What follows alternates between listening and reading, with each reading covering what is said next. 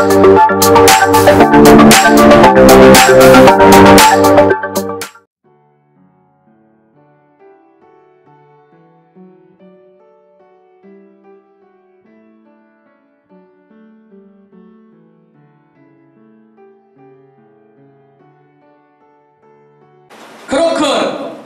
आमचं जीवन हे अधिक प्रार्थनामय त्यानं बनवलेलं आहे आणि प्रार्थनामय जीवन असणं अतिशय गरजेचं आहे. किंवा मी असं म्हणेल, प्रार्थना ही देवापासून असलेली अलौकिक भेट आहे. सगळेच लोक प्रार्थना करू शकत नाही. कित्येक वेळा मी ठरवतो की प्रार्थना माझ्याकडनं घडली पाहिजे, मी प्रार्थना केली पाहिजे, परंतु बऱ्याच वेळा सर्वांनाच ती प्रार्थना जमत नाही. आणि प्रार्थना न जमण्याचं कारण काय तर आम्ही पाहतो की आम्हाला कळतं की प्रार्थना केलं पण माझ्या प्रार्थनेला फळ मिळालं नाही. असं कोणी सुद्धा व्यक्ती जगामध्ये अस्तित्वात नाही की जो व्यक्ती पेरणी करत असताना फळाची अपेक्षा करत नाही. म्हणून पवित्र शास्त्रामध्ये असं म्हटलं की एका मनुष्याने आपल्या बागेमध्ये झाड लावलं आणि झाड लावलं प्रतिवर्षी तो त्या झाडाकडे जात होता आणि तो म्हणत होता की या झाडाला फळ यावं. पण बायबल सांगतं बागेचा माळी त्याला म्हणत होता एवढं वर्ष राहू दे आणि पुढच्या वर्षी याला तोडून टाक, म्हणजे फळ त्याला आवश्यक आहे. आम्ही देखील प्रार्थना करतो, प्रार्थनेचं झाड आम्ही लावलेलं आहे. पण प्रश्न असा की माझ्या प्रार्थनेच्या झाडाला फळ येतंय का? माझी प्रार्थना फळाला येतंय का? मग माझी प्रार्थना फळाला काय येत नाही? मी एवढी प्रार्थना केली आणि किती फळं मी त्यातली चाकलेली आहेत. असं होऊ शकत नाही की जर तुम्ही प्रार्थना करता तर फळ तुमच्या पदरामध्ये पडत नाही. कारण बायबल सांगतं आमचा देव हा फळाची अपेक्षा करणारा देव आहे आणि त्याला पण वाटतं तुम्हाला फळ द्यावं. मग परमेश्वराकडे तुम्ही प्रार्थना करता, तुमचं जीवन प्रार्थनेनं व्यापलेलं आहे, परंतु जर तुमच्याकडे ते फळ नसेल तर त्याचं कारण देखील शोधणं गरजेचं आहे. का मला फळ येत नाही? का मी एवढ्या प्रार्थना केल्या पण त्या व्यर्थ गेलेल्या? मग फळ देणारी प्रार्थना मला शोधणं गरजेचं आहे. मला फळ देणाऱ्या प्रार्थनेची गरज आहे. प्रार्थना सगळेच करतात, पण आज मी ज्या प्रार्थनेविषयी तुम्हाला सांगणार आहे आणि त्या प्रार्थनेला फळ देणारी प्रार्थना म्हटलेली आहे. देवाच्या लोकांनो, कदाचित तुम्ही तासन तास बसून प्रार्थना केली असेल, काही वेळेस तुम्ही उपवास करून प्रार्थना केली असेल, काही वेळेस तुम्ही रडून रडून प्रार्थना केली असेल, कित्येक वेळा तुम्ही देवासमोर विभोर होऊन प्रार्थना केली असेल. परंतु आज जर तुम्ही स्वतःकडे पाहिलं आणि तुमचं मन तुम्हाला साक्ष देतं आता प्रार्थना बंद, कारण देवानं माझी प्रार्थना ऐकली नाही. लक्षात ठेवा, पवित्र शास्त्रामध्ये असं लिहिलं की एक राजा होता आणि तो राजा अन्यायी होता. परंतु एक स्त्री तिथं जात होती आणि वारंवार त्याची घंटी वाजवत होती, न्याय त्याच्याकडे मागत होती. परंतु राजा कधीच कुणाचा न्याय करत नव्हता. पण त्या स्त्रीनं जाऊन घंटी वाजवून त्या राजाला आणि अन्यायी राजाला तिची फिर्याद मांडण्यासाठी भाग पाडलं. जर अन्यायी राजा एवढं करतो, मग रोज उठून सकाळी तुम्ही प्रार्थना करता, रात्री प्रार्थना करता, दिवसा प्रार्थना करता, मग तो तर एवढा न्यायी काय तर तुम्हाला प्रार्थनेचं फळ देणार नाही का? परंतु जर योग्य पद्धतीची साचीबद्ध प्रार्थना तुम्ही देवाला सादर कराल तर परमेश्वर तुमचं जीवन प्रार्थनेच्या फळानं भरणार आहे. तुमची टोपली त्या प्रार्थनेची फळानं भरणार आहे आणि तुमच्या जीवनामध्ये अनेक चांगल्या साक्षी तो निर्माण करणार आहे. मित्र असं म्हणेल, जर तुमच्या घरामध्ये तुम्ही केलेल्या प्रार्थना आणि त्याची उत्तरं याची यादी लिहिली गेली तर लोकांना येऊन ती साक्ष आणि त्या ठिकाणामध्ये सापडेल की तुम्ही म्हणाल मी एवढ्या प्रार्थना केल्या देवळ एवढं उत्तर दिलं. दानियल त्याला इतकी खात्री पटायची की तो प्रार्थनेला बसल्याबरोबर बायबल सांग की देव त्यानं नुसतं तोंडातनं शब्द काढण्याच्या अगोदर त्याची टोपली त्या फळानं भरली जात होती. किती सुंदर प्रार्थनेचं जीवन आहे. तुमच्या आणि माझ्या प्रार्थना या दिवसामध्ये फळाला काय नाही त्याचं कारण आम्ही पाहणार आहोत. फलदायी जीवन, प्रार्थनेचं फळ मला कसं मिळणार आहे? मग त्याचं शुभवर्तमान, त्याचा 6वा अध्याय 5 पासून 8 पर्यंतची वचनं, कशी प्रार्थना करावी, कशी फलदायी प्रार्थना करावी ते आम्ही वाचणार आहोत. मग त्याचं शुभवर्तमान 6वा अध्याय 5 पासून 8 पर्यंतची वचनं. जेव्हा जेव्हा तुम्ही प्रार्थना करता ढोंग्यासारखं असू नका, लोकांनी आपणास पाहावं म्हणून सभास्थानात चव्हाट्यावर उभं राहून प्रार्थना करणं त्यास आवडतं. मी तुम्हाला खचित सांगतो ते आपलं प्रतिफळ भरून पावले आहे. हा, जेव्हा जेव्हा प्रार्थना करतोस तेव्हा तेव्हा आपल्या खोलीमध्ये जा, दार लावून घेऊन आपल्या गुप्तवासी पित्याची प्रार्थना कर, म्हणजे तुझा गुप्तदर्शी पिता तुला तिचं फळ देईल. तुम्ही प्रार्थना करता परराष्ट्रीयांसारखी व्यर्थ बडबड करू नका. पुष्कळ बोललो म्हणजे आपलं मागणं मान्य होईल असं त्यांना वाटतं. त्यांच्यासारखं होऊ नका. तुमच्या गरजा काय आहे हे तुमचा पिता मागण्यापूर्वी जाणून आहे. का प्रार्थना फळाला येत नाही? कारण आमच्या प्रार्थना या गरजांच्या प्रार्थना आहेत. गरजा. आणि परराष्ट्रीय लोक गरजांसाठी प्रार्थना करत आहेत. आम्ही गरजांची लिस्ट काढली आणि मग आम्ही यादी तयार केली. त्याच्यामध्ये प्रभू मला हे दे, प्रभू मला ते दे, प्रभू मला आरोग्य दे, प्रभू मला शांती दे, प्रभू मला नोकरी दे, प्रभू मला बरकत दे, प्रभू हे दे, ते दे, ते दे, ते दे. नुसतं देची लिस्ट भरपूर आहे. आणि मग तो म्हणतो या देच्या लिस्ट मुळे तुझी प्रार्थना फळाला येत नाही. का फळाला येत नाही?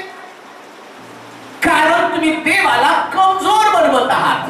कधी कधी तुमची प्रार्थना देवाला इतकं बोर प्रार्थना. एक व्यक्ती सारखा मला फोन करून, नगरमधनं एक व्यक्ती सारखा मला फोन करतो, तो सांगतो की आमका एक व्यक्ती त्याचा नंबर मला पाहिजे, त्या व्यक्ती मिळतात. तर तो व्यक्ती पण मला माहित नाही, पण तुमच्या सोलापूरमध्ये राहतो आणि सोलापूरमध्ये तो राहत असताना त्या व्यक्तीचा पत्ता काढून मला शोधून त्या व्यक्तीचा नंबर द्या, म्हणजे मी त्याला आणि मी त्याच्याबरोबर बोलेल. आणि फोनवर तो आमची फार वर्षापूर्वीची मैत्री. म्हटलं ऍटलिस्ट त्याचा पत्ता तर सांगा, मला पत्ता पण माहित नाही. आणि तो सारखा मला झोपेतनं उठलं, रात्री झोपताना उठताना. मग मी त्याचा नंबर सेव्ह करून ठेवला आणि त्याच्यावर लिहिलं बोर. म्हणजे त्या व्यक्तीचा जर फोन आला तर कुणाचा फोन येणार तिथं? बोर. देवानं पण आमचे नंबर सेव्ह करून ठेवलेले आहेत. एक सारखं एकाच गोष्टीला मागत मागत तुम्ही इकडं प्रार्थनेला सुरुवात करता आणि तिकडून देव म्हणतो बोर. मी त्याला तर शोधून दिलाच नाही पत्ता, पण त्याचा फोन आल्यावर आता मी उचलतच नाही. का? कारण रटाळ प्रार्थना देवाला आवडत. मग कसली प्रार्थना? तो प्रार्थना करशील त्यास आपल्या खोलीमध्ये जा. कुठल्या खोलीमध्ये हो? वाचत ते वचन. परत वचन वाचत. जेव्हा जेव्हा प्रार्थना करता भोग्यासारखं असू नका, लोकांनी आपणास पाहावं म्हणून सभास्थानात सभाट्यावर उभं राहून प्रार्थना करतील. मी तुम्हाला खचित सांगतो आपलं प्रतिफळ भरून पावले आहेत. जेव्हा जेव्हा प्रार्थना करतो कुठल्या खोलीत हो? आपल्या. कुणाच्या? नेमकं प्रॉब्लेम असा आहे आम्ही प्रार्थना करतो दुसऱ्याच्या खोलीमध्ये जाऊन. ह्याच्यासाठी प्रार्थना, त्याला आशीर्वाद दे, ह्याला आशीर्वाद दे, त्याचं लग्न जमू दे, त्याला मुलगा होऊ दे, त्याला मुलगी होऊ दे, त्याला नोकरी लागू दे, त्याचा अमक होऊ दे, त्याचं तमक होऊ दे. आणि तुझ्या खोलीचं काय? कित्येक वेळा आमच्या प्रार्थना या दुसऱ्यांसाठी, आणि आम्ही त्याच्यामध्ये असं म्हटलं की तुम्ही आणि सभाट्यावर थांबून प्रार्थना करत आहात. तुमची एक खोली आहे वाटमध्ये. त्या आंतरिक खोलीमध्ये एक मनुष्य आहे आणि तो आतला मनुष्य पण प्रार्थना करायला उत्सुक आहे. त्याच्यासाठी या खिडक्या बंद करणं गरजेचं आहे. दार आणि खिडक्या बंद करू नका. तुम्ही इतरांसाठी प्रार्थना करता. बायबल सांगतं की तुम्ही प्रतिफळ भरून प्रतिफळ तुम्हाला मिळालेलं आहे आणि प्रतिफळ भरून तुम्ही पावलेले लोक आहात. तुम्ही लोकांसाठी प्रार्थना करता, लोक तुम्हाला प्रार्थनेचं प्रतिफळ काय ते सांगतात. पाळसाहेब माझ्यासाठी प्रार्थना करा. आणि मग सांग पाळसाहेब प्रार्थना केल्यावर फळाला येते बरं का. आणि मला असं म्हटल्यावर माझं प्रतिफळ मला मिळालं, पण मला देवापासूनचं प्रतिफळ मिळवायचंय. देवापासूनचं जर फळ मिळवायचं तर मी माझ्या आतल्या खोलीत गेलं पाहिजे. आणि ज्यास मी माझ्या आतमधल्या खोलीमध्ये जातो त्यास मी माझ्यासाठी रडायला सुरुवात करतो. माझ्या गरजा मला जाणवतात. दानियल स्वतःच्या खोलीमध्ये जाऊन प्रार्थना करणारा व्यक्ती होता. हन्ना आपल्या खोलीमध्ये जाऊन ती प्रार्थना करू लागली आणि तिने तिचे दार बंद करून टाकले, तिने तिच्या खिडक्या बंद करून टाकल्या. जर तुम्हाला परमेश्वरापासूनचं प्रतिफळ पाहिजे तर तुमच्या कानाला बंद करा, तुमच्या डोळ्याला बंद करा आणि तुमच्या अंतःकरणाची खोली उघडा आणि आतल्या मनुष्याला आता बोलू द्या. आतल्या मनुष्याची वाणी देवापर्यंत पोहोचू द्या. आतला मनुष्य विभोर झाला, आतला मनुष्य भुकेला झाला, देवासंती बोलण्यासाठी तो उत्सुक झालेला आहे. प्रभू येशू ख्रिस्ताचा आंतरिक मनुष्य वनस्पतीत जाण्याच्या अगोदर त्याला प्रार्थनेची भूक लागली आणि म्हणून वनस्पतीत जाण्यापूर्वी त्यानं प्रार्थना केली आणि प्रार्थना करत असला तो म्हणतो आंतरिक मनुष्य काय प्रार्थना करतंय, आतल्या खोलीतला मनुष्य काय प्रार्थना करतंय. बायबल सांगतं हे पित्या आता मी या लोकांपासून दूर जाणार आहे, पण माझ्या लोकांना, या माझ्या तुझ्या लोकांना या जगाच्या वाईटापासून त्यांना दूर राख. आतला मनुष्य रंगबंदी करायला लावत आहे, आतला मनुष्य दुसऱ्या मनुष्याची काळजी घेत आहे, आतला मनुष्य स्वतःची काळजी घेत असताना म्हणत आहे होईल तर हा प्याला मचपासून पडून जाऊ दे, माझ्या इच्छेप्रमाणे नको तुझ्या इच्छेप्रमाणे. कारण आतला मनुष्य सांगत आहे पाप माझ्यामध्ये येऊ नये, आतला मनुष्य सांगत आहे अशुद्धता माझ्यामध्ये येऊ नये, आतला मनुष्य सांगत आहे अमंगळपण माझ्यामध्ये येऊ नये. आंतरिक मनुष्य ज्या जागा होऊन प्रार्थना करतो आतल्या खोलीमध्ये आणि ती फळ देणारी प्रार्थना आहे. आता आतमध्ये जाऊन प्रार्थना करा. शिकवली म्हणून प्रार्थना करू नका, सवय लागली म्हणून प्रार्थना करू नका. प्रार्थना करणं ही माझी गरज आहे म्हणून पण मला प्रार्थना करायची नाही, मला फळ मिळायचं म्हणून प्रार्थना करायची नाही. फळ देणारी प्रार्थना. अनुवादाचं पुस्तक 9 अध्याय 25 पासून 29 पर्यंतची वचनं जवळजवळ 6 प्रमुख प्रकारच्या फळ देणाऱ्या प्रार्थना पवित्र शास्त्रामध्ये सांगितलेल्या आहेत. त्या आम्ही पाहणार आहोत. अनुवादाचं पुस्तक 9 अध्याय 25 पासून 29 पर्यंतची वचनं. तुमचा नाश करतो असे परमेश्वराने म्हटले. तुमचा नाश करतो असं परमेश्वराने म्हटलं.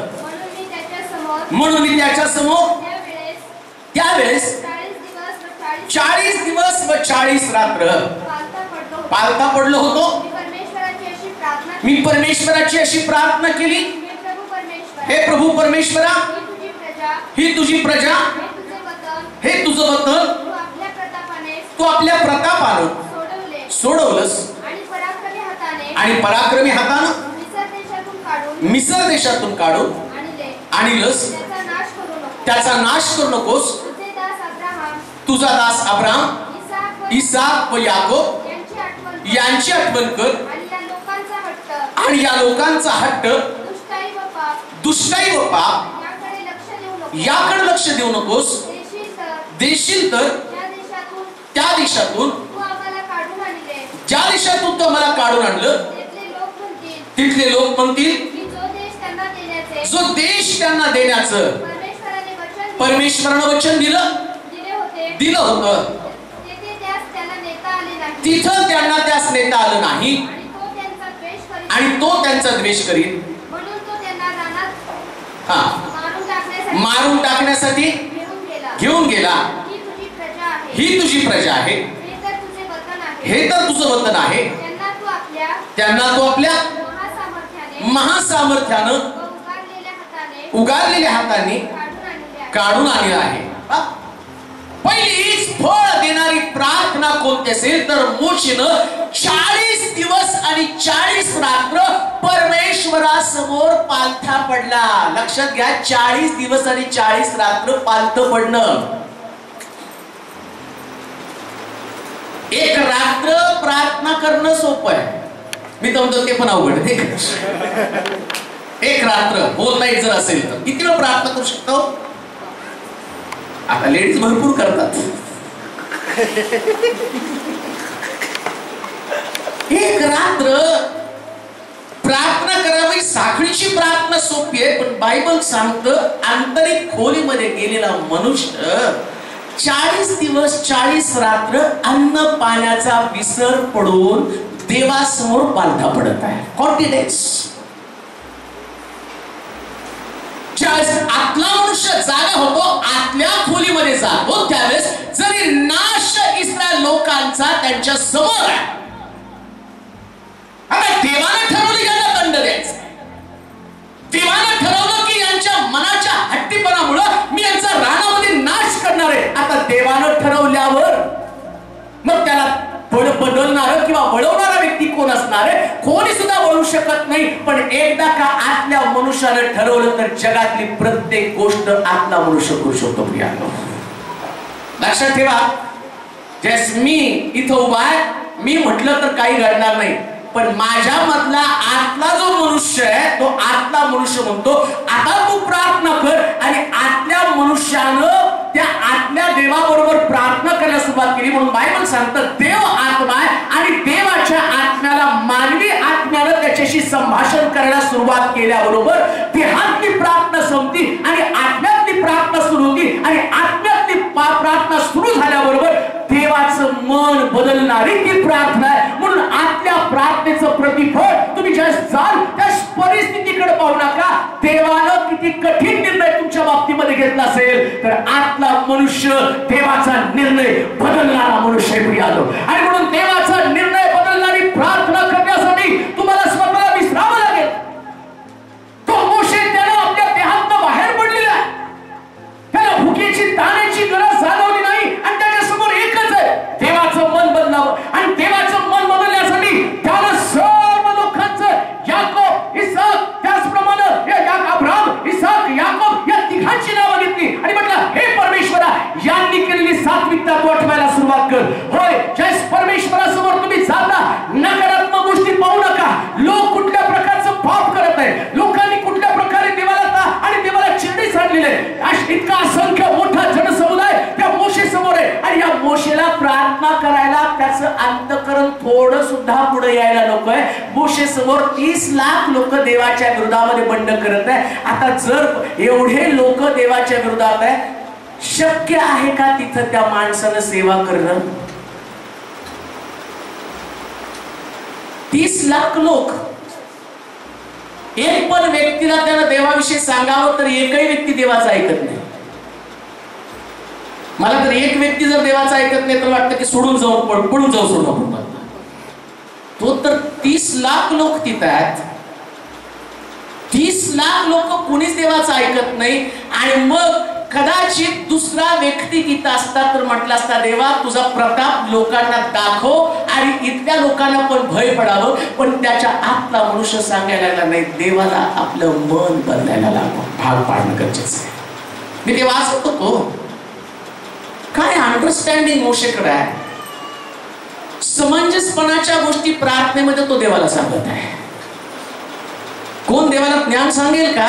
पण हा मोशे तिथं देवाला सांगत आहे, अरे प्रभू या लोकांना तू मिस्रातनं काढलं, या लोकांचं मन हट्टी आहे, ते तुझ्या विरुद्ध बंड करणार आहे. पण जर तू त्यांना रानामध्ये मारलं, काय देवाच्या गोष्टी, देवाच्या लक्षामध्ये या गोष्टी येणार नाही का? पण देवाला माहिती आहे की मोशेकडनं मला ते वधवून घ्यायचं आणि वधवण्यासाठी आंतरिक मनुष्य जागा झाल्याशिवाय देवाविषयीची संकल्पना मानवाची स्पष्ट होणार नाही. आणि देवाचं मन जोपर्यंत तुमचा आत्मा समजून घेत नाही तोपर्यंत देव त्याचं मन बदलत नाही. म्हणून देवानं काय केलं, मोशेच्या अंतःकरणातल्या आंतरिक मनुष्याला जाग केलं आणि आंतरिक मनुष्य त्या देवाला साथ घालत असताना त्याला कळलं की देव जर तुम्ही त्याच्या समोर रगबदली कराल, दीन व्हाल तर परमेश्वर त्या देशातल्या पीडा, त्या देशातलं संकट, त्या देशातला त्रास बाहेर काढल्याशिवाय राहणार नाही. आणि म्हणून बायबल सांगतं मोशे 40 दिवस आणि 40 रात्र त्या पर्वतावरती परमेश्वरासमोर पालथा पडलेला आहे. काही प्रश्नांची उत्तरं मिळत नसेल, कदाचित काही प्रश्न इतके भयंकर असेल आणि तुमचं मन तुम्हाला सांगत असतील, कोणी येऊन तुमच्याविषयी भविष्यवाणी पण करेल. आणि कधी कधी ती भविष्यवाणी देवाची असते की नाही मला द्यायचं. जसं मी पाहतो हिजकिया राजाला त्यानं सांगितलं आपल्या घराची निर्वाणीराव कर, मी तुला मारून टाकणार आहे, भविष्यवाणी झाली. पण इकडे हिजकिया राजा पण मंदिराकडे गेला, त्यानं मंदिराच्या भिंतीकडे तोंड केलं आणि तो ओक्साबोक्षी रडायला लागला. आणि तिकडे देवानं हिजकिया राजाचं रडणं पाहिलं आणि देवाचं मन जो म्हटला आज रात्री मी तुला मारून टाकणार आहे. आणि बायबल सांगतं एका क्षणामध्ये त्याच्या या प्रार्थनेनं देवाचं अंतःकरण विरघळलं आणि देव म्हटला जा तुझ्या आयुष्याची 15 वर्ष मी वाढवून टाकत आहे. बदलून टाकलं देवाचं मत. आणि शास्त्रात तर लिहिलं मी कधी न बदलणारा देव आहे. हालेलुया. तो म्हणतो मी कधीच बदलणार नाही. आणि इथं मात्र प्रार्थनेनं देव बदलला.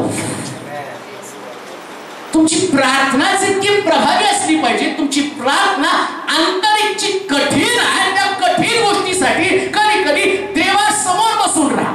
कुठपर्यंत? तो 40 दिवस 40 रात्र तिथं बसला. याचा अर्थ 40व्या दिवशी देवाला आपलं मन बदलावं लागलं आणि त्या दिवशी परमेश्वर मोशेला बोलला असेल मोशे जा आता लोकांना मारणार नाही. आपलं उत्तर घेऊन तो खाली गेला. कधी कधी परमेश्वरापासून उत्तर मिळवण्यासाठी तिथं बसावं लागतं.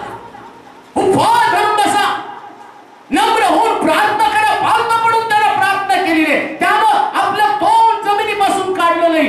1 दिवस 2 दिवस नव्हे. अहो आम्हाला बंद खोलीमध्ये आणि आम्हाला एसी लावून जरी प्रार्थना करायला लावली तरी आमच्यासाठी कठीण आहे. पण या मोशेनं काय तिथं त्या डोंगरावरती प्रार्थना करत असताना सूर्य आला नसेल का? सूर्यानं त्याला आणि सूर्याची उष्णता त्याला जाणवली नसेल का?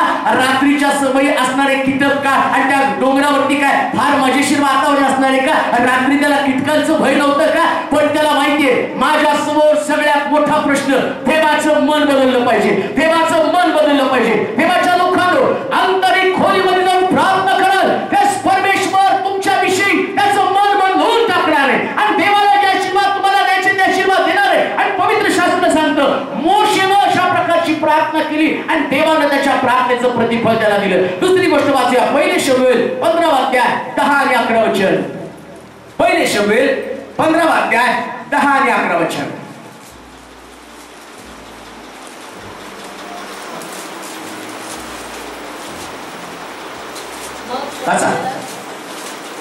पहिले शमूएल 15 अध्याय 10 आणि 11 वचन. शमूएलास परमेश्वराचं वचन प्राप्त झालं. मी शौलास राजा केलं. याचा मला पस्तावा होत आहे कारण मला अनुसरण्याचं सोडून देऊन त्यानं माझ्या आज्ञा पाळल्या नाही. यावरून शमूएला संताप आला. रात्रभर परमेश्वराच्या कुठे राहिलो? रात्रभर काय करत राहिलो? काय आल्यावर काय शब्द आहे? संताप आल्यावर काय केलं पाहिजे? काय केलं पाहिजे? आणि संताप आल्यावर आमचं पहिलं काम प्रार्थना बंद. लक्षात ठेवा प्रार्थनेचं फळ केव्हा मिळतं माहिती का? ज्यावेळेस तुम्हाला संताप येतो तुम्ही प्रार्थना करता त्यावेळेस समजायचं की ती फळ देणारी प्रार्थना आहे. हालेलुया. काही गोष्टी देव जाणून बुजून तुम्हाला संताप आणणाऱ्या तयार करतोच. तुम्हाला संताप यावा, तुमचं डोकं फिरावं आणि तुम्ही प्रार्थना करू नये यासाठी परमेश्वर संतापजनक गोष्टी तुमच्या जीवनामध्ये घडवतो. पण संतापजनक गोष्टी घडत असताना जो व्यक्ती प्रार्थना करतो आणि पवित्र शास्त्र सांगतं त्याच्या प्रार्थनेला फळ त्या ठिकाणामध्ये काय तुमच्या जीवनामध्ये संताप गोष्टी घडत आहे. तुम्ही ज्या गोष्टीची अपेक्षा करत आहे त्याच्या विपरीत काहीतरी घडत आहे.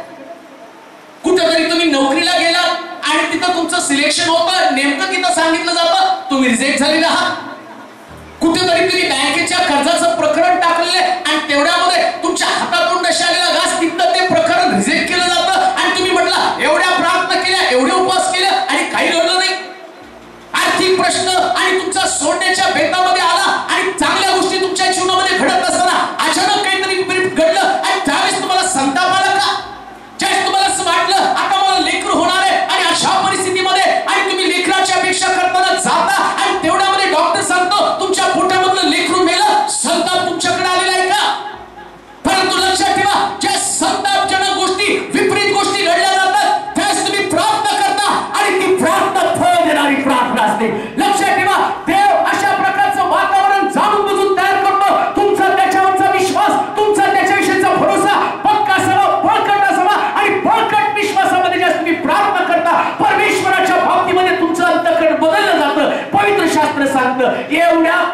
परिस्थितीमध्ये शमूएलानं देवाजवळ जाऊन प्रार्थना केली संतापाच्या काळामध्ये.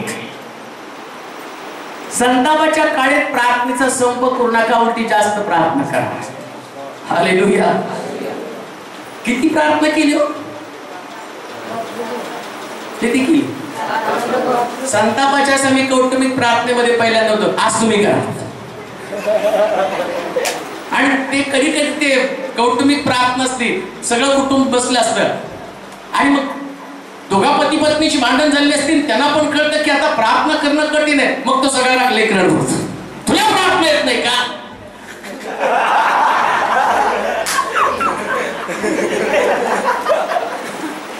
उलट सकाळी जास्त प्रॉब्लेम वाढलेले असते.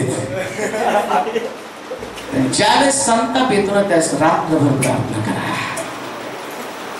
ज्या नकारात्मक परिस्थिती असते ना समजायचं की आता वातावरण चांगलंय. हो हालेलुया. नांगरणी कधी करत होतो? रखरखीत. आणि मग नांगरणी जर रखरखीत उन्हात केली नाही, तुम्ही म्हटलं नाही ढगाळ वातावरण आल्यावर नांगरणी करू, पाऊस कधी पडेल आणि पीक दुसऱ्याच्या हाती लागेल. जो रखरखीत उन्हात नांगरणी करतो तोच चांगलं फळ खातो. प्रियांनो, रखरखीत परिस्थिती ही तुमच्यासाठी फळ देणारी परिस्थिती आहे. नकारात्मक परिस्थिती तुमच्यासाठी फळ देणारी परिस्थिती आहे. जे तुमच्या हातामध्ये काही नसतं तीच परिस्थिती फळ देणारी परिस्थिती आहे. शमूएल त्याला संतापाला, इस्रायल लोकांनी देवाच्या विरोधात केलेलं बंड आणि परमेश्वर इस्रायल लोकांना म्हटला की तुम्ही ज्यावेळेस मी अमालेकीला तुमच्या ताब्यातील अमालेकांचा समूळ नाश करा, त्यांचं काही पण ठेवू नका, त्यांची गाढवं मारा, त्यांचे घोडे मारा, त्यांचे बैल मारा, काही पण ठेवू नका, सगळे नाश करून टाका. आणि त्या अमालेकांमधला लहानापासून वृद्धापर्यंत सगळ्यांना आणि मारून टाका. आणि मग हे सगळे मारले. शमूएलानं पाहिलं आणि तेवढ्यामध्ये शमूएल देवाकडे गेला, म्हटलं प्रभू इस्रायल लोकांनी तुझ्या आज्ञेचं पालन केलं. तेवढ्या देव म्हणतो काय गुरांचं हंबरणं माझ्या कानावर पडत नाही का? मोठ्या मोठ्या गोष्टी सोडतो पण बारक्या बारक्या गोष्टी सोडणं कठीण जातो.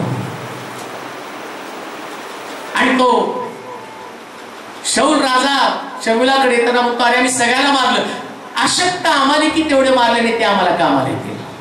दारू सोडणं सोपं आहे पण राग सोडणं कठीण आहे.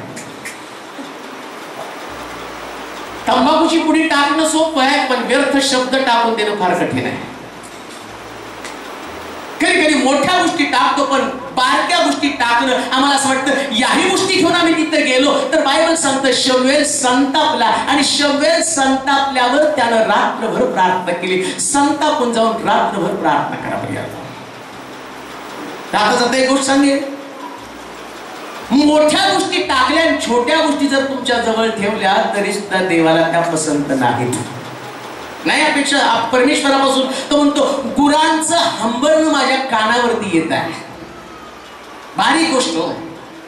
अशक्त अमालेकी हे आपल्या बरोबर घेऊन निघालेले आहेत. अशक्त अमालेकी. आणि त्याला विचारलं कशासाठी तर त्याने काय उत्तर दिलं माहिती का? यांना आपल्या घरामध्ये कामाला लावूया. आम्ही पण म्हणतो नाही का जाऊ द्या सगळं सोडून उपयोग नाही, हे कामाला येईल. तेच तुमच्यासाठी नाशाला कारणीभूत ठरणार आहे. आणि अशक्त अमालेकी छोटीशी पाप, छोटीशी गोष्ट जी प्रभूला पसंत नाही, हळूहळू ती तुमच्यावरती राज्य करायला लागती. आणि एकदा का त्या गोष्टी तुमच्यावरती राज्य केलं की तुमच्यातलं फळ निघून जातं, आशीर्वाद निघून जातो. आणि आशीर्वाद घालवणाऱ्या गोष्टी जर तुमच्यातनं निघून जायला पाहिजे. बायबल सांगतं या शमूएलानं रात्रभर परमेश्वराजवळ रदबदली केली. जर या गोष्टी तुमच्यातनं जायला पाहिजे, एखादी गोष्ट सोडण्यासाठी तुम्हाला कठीण असेल, एखादं छोटंसं पाप तुम्हाला सोडण्यासाठी कठीण असेल, एखादी गोष्ट जी परमेश्वराला पसंत नाही पण त्याच्यावर तुमचं प्रेम असेल, याला सोडण्याचा एकच माध्यम रात्रभर प्रार्थना. रात्रभर प्रार्थना. म्हणून रात्रीच्या प्रार्थनेमध्ये ताकद आहे. प्रेज द लॉर्ड म्हणाल का? जे होल नाईट प्रार्थना करतात तुम्हाला मनापासून धन्यवाद, कारण तुमच्या प्रार्थनेनं सोलापूरची उन्नती होत आहे. हालेलुया. रात्रभर प्रार्थना करता म्हणून तर फळ आहे नाही का? तुम्ही प्रार्थना करता सगळं बदलत आहे. जे मध्यस्थीची प्रार्थना करताय तुमच्या प्रार्थनेनं हे शहर बदलत आहे. ज्यास तुम्ही फळ देणारी प्रार्थना कराल त्या स्वतःला वेगळं करून देवाजवळ राखून राहा. रात्रभरची प्रार्थना शमुएलाने केली आणि परमेश्वराने त्याच्या प्रार्थनेला फळ दिलं. त्यानंतर पहिले राजे 17वा अध्याय त्याचं 19 पासून 22 पर्यंतची वचन, एकच वचन वाचूया. पहिले राजे 17वा अध्याय 19 ते 22 पर्यंतची वचन. तो तिला म्हणाला तुझ्या मुलास घेऊन ये. त्यानं तिच्या कवेतून घेऊन आपण राहत होता त्या माडीवर नेलं आपल्या बिछाण्यावर.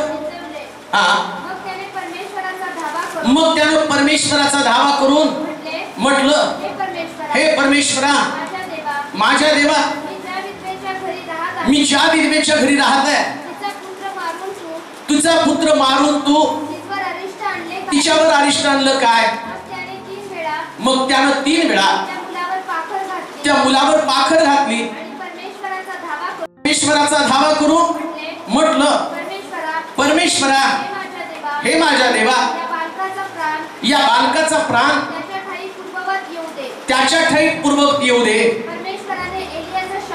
परमेश्वराने एलियाचा शब्द ऐकला आणि त्या बालकाचा प्राण त्याच्या ठाई पूर्ववत येऊन तो पुनरुपी जिवंत झाला. आणखी एक प्रार्थना फळाला.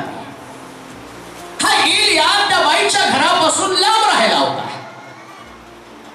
आणि ज्यावेळेस एलियाला भेटण्यासाठी ही स्त्री तिचा मुलगा मरण पावल्यावर एलियाची गाठ घ्यायला ती निघाली आणि त्या एलिया तिला काय म्हणत आहे, मी तुझ्या बरोबर यायला तयार नाही, तू काय कर माझ्या सोबत्याला घेऊन जा आणि माझी काठी त्या मुलाच्या तोंडाला तो लावेल, त्या मुलाला तो काठी लावेल आणि तो मुलगा जिवंत होईल. त्या एलियानं आपल्या असिस्टंटला त्या ठिकाणामध्ये पाठवलं आणि पाठवल्याबरोबर आम्ही पाहतो की काही घडलं नाही. पण ती बाई त्या ठिकाणामध्ये आम्ही पाहतो ती म्हणती तू नको आणि तुझा असिस्टंट नको, तू स्वतः यायला पाहिजे. जो व्यक्ती स्वतः प्रार्थना करण्याच्या ऐवजी दुसऱ्याला प्रार्थना करायला सांगतो तो व्यक्ती कधी सुद्धा फळ मिळवू शकत नाही. कित्येक वेळा आम्ही अनेक लोकांना सांगतो तुम्ही माझ्यासाठी प्रार्थना करा. का हो? उपास धरून प्रार्थना करा पाळत साहेब. सिस्टर माझ्यासाठी उपास धरा, ब्रदर माझ्यासाठी उपास धरा. चमत्कार घडायला पाहिजे तर लोकांसाठी आणि तुम्ही तुमच्या व्यक्तिगत जीवनामध्ये तुम्ही किती उपवासाने प्रार्थना करतात. त्यानं एलियानं आपल्या असिस्टंटला पाठवलं आणि तो गेला त्या ठिकाणामध्ये घ्यायची. त्यानं काठी घेतली आणि मुलाच्या तोंडाला लावलं आणि तो सांगतो महाराज सगळं केलं, मुलगा काही जिवंत व्हायला तयार नाही. आता तीच काठी एलियानं बापा त्याच्या हातात दिलेली होती, एलियानं ते सामर्थ्य त्याच्या हातात दिलेलं होतं, पण तरी त्या सामर्थ्यानं त्याच्यावरती कधी प्रभाव टाकलेला नाहीये. का देऊ नाही का? प्रभू येशू ख्रिस्त पुनरुत्थित झाला. स्वर्गात जाताना शिष्यांना त्यानं एकत्र केल्यानं सांगितलं मी अधिकाराच्या चाव्या तुमच्याकडे. काठी म्हणजे अधिकार आहे. माझा सगळ्यांच्या हातामध्ये चाव्या आहे. मग किती लोकांनी या चाव्यानी फळं आपल्या जीवनामध्ये आणली. काठी आहे, अधिकार आहे, पण फळ मात्र नाही. त्याचं कारण एकच आहे, आम्हाला स्वतःला गुडघे टेकायला नको. मग एलिया ज्या खोलीमध्ये तो उतरत होता त्याच खोलीमध्ये पुन्हा आला आणि त्या बाईला त्या मुलाला बोलवलं आणि पवित्र शास्त्र सांगतं त्या खोलीमध्ये जाऊन त्यानं प्रार्थना केली. ती आतली खोली. चमत्कार घडावा वाटतो का? सगळ्याला चमत्काराची अपेक्षा आहे. काही लोकांना वाटतं काहीतरी अलौकिक घडलंच पाहिजे, काहीतरी माझ्या जीवनामध्ये परिवर्तन बदल घडला पाहिजे, माझ्या आध्यात्मिक जीवनामध्ये क्रांती घडावी, माझ्या प्रश्नाचं उत्तर माझ्या समोर असावं. आणि दिवस मी प्रार्थना केल्या परंतु या वर्षामध्ये माझं उत्तर माझ्या समोर असायलाच पाहिजे. या भावनेनं तुम्ही देवाकडे येतात का? चांगली गोष्ट आहे, परंतु लक्षात ठेवा अशीच प्रार्थना करू नका. बायबल सांगतं, वाचा ते वचन. त्याने कशी प्रार्थना केली पहा. फळाला येणारी प्रार्थना कशी त्याने केली. वाचा ते वचन. परमेश्वराचा धावा करून म्हटलं, हे परमेश्वरा माझ्या देवा, मी ज्या विधवेच्या घरी राहत आहे तिचा पुत्र मारून तू तिजवर अरिष्ट आणलं काय. मग त्याला 3 वेळा. किती वेळा हो?